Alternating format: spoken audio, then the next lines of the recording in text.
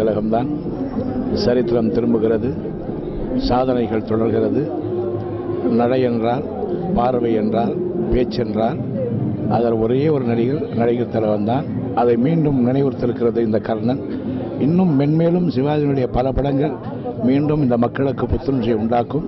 நன்றி, வணக்கம்.